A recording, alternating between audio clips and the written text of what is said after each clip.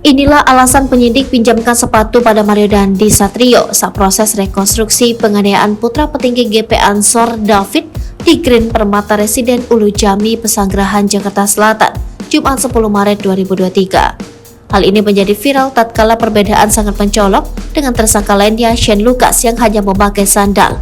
Alasan tersebut dikatakan Direktur Reserse Kriminal Umum Polda Metro Jaya Kombes Hengki Haryadi agar proses rekonstruksi menyesuaikan situasi sebenarnya.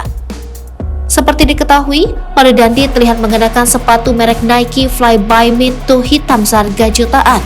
Hengki mengatakan, sepatu Nike itu milik seorang penyidik Polda Metro Jaya bernama Bribka Heri yang sengaja dipinjamkan kepada Mario Dandi. Banyak yang bertanya terkait saat rekonstruksi, mengapa MDS menggunakan sepatu sementara Shane menggunakan sendal? Begini penjelasannya, bahwa sepatu tersebut digunakan Mario beberapa saat sebelum dimulainya rekonstruksi, kata Hengki dalam keterangannya. Sepatu itu milik penyidik dipinjamkan kepada Mario untuk menyesuaikan situasi yang sebenarnya, sambungnya. Lebih lanjut, Hengki mengungkapkan Mario Dandi mengenakan sepatu saat menganiaya David pada 20 Februari 2023. Mario Dandi diketahui menendang kepala dan tengkuk atau leher belakang David hingga korban mengalami luka serius.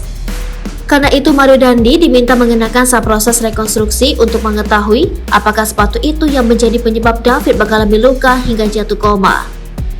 Penyidik bisa menganalisis apakah sepatu tersebut merupakan instrumental delik atau alat kejahatan yang bisa berpengaruh terhadap fatalitas luka terhadap korban, urainya. Terkait sepatu yang dikenakan Mario Dandi, Hengki Haryadi meminta kepada masyarakat agar tidak berpandangan negatif. Jadi, jangan ada persepsi lain itu sepatu penyidik atas nama Bribka Hari, tandasnya.